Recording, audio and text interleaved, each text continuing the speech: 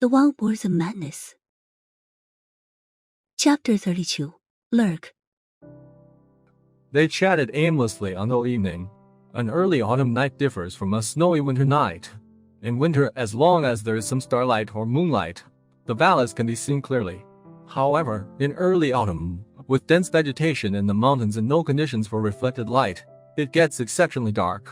Even with the moon overhead, the ground remains pitch black, forcing everyone to engage in idle conversation and rest.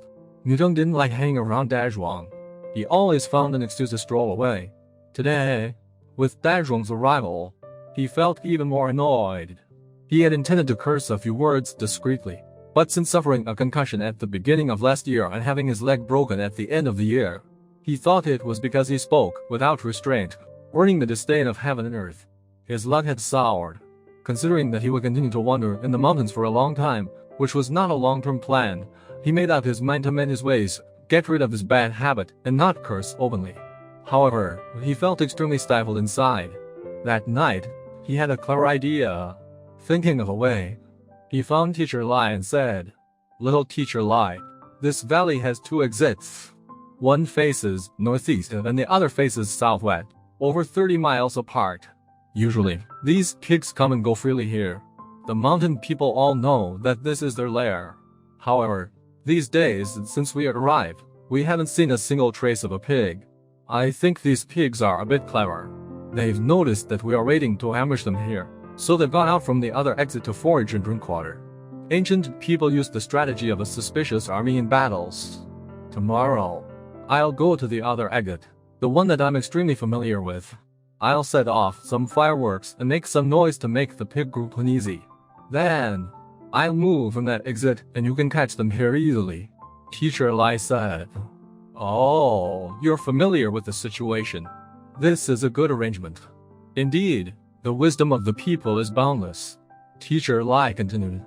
"The roof on the other side of the valley has some leaks. Could you please fix it tomorrow? Will you have time to come in the afternoon?" Nuzheng said. "No problem, I can make it. I'm familiar with that side too. I'll go there." Teacher Lai said. "Good."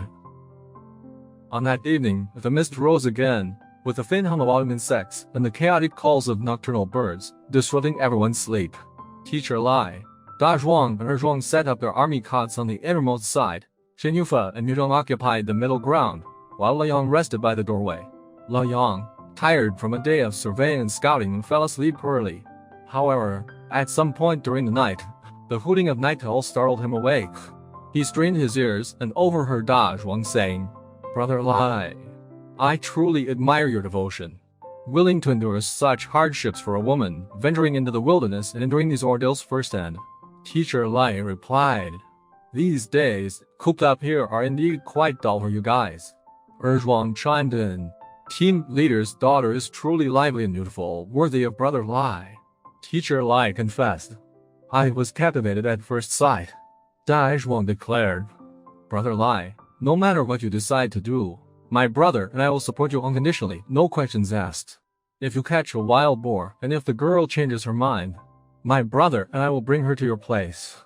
Make a settled matter, whether she agrees or not, so you can live a happy life together, have children early and grow old together." Laoyang's mind churned, thinking, is there still justice? If Ajin is unwilling, no one should force her. That's the timeless truth. If these brothers use force, I'm afraid I should fight them. Of course, I should fight them. It's just, if I fight and lose my life, how will my mother live? If I die in front of her, being blind, she'll be left alone, with no one to rely on. She'd have no choice but to crash into a wall, jump into a ditch, or hang herself from a tree. There's no other way to die." Thinking about this, Laoyang felt a stinging sensation in his eyes, his heart tossing and turning. He couldn't come up with a solution. After thinking and thinking, he felt that growing up wasn't a good thing. When he was young and his father was around, he never had any worries. Any perplexing matters were easily resolved by asking his father. No, it was because his father left early. He also thought that he didn't hear Teacher Lai respond. So, it should be just idle talk among the brothers, not something serious.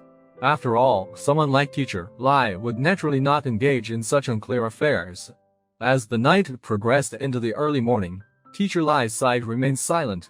However, Lao Yang's mind continued to swirl in confusion, and he remained in his daze until daybreak.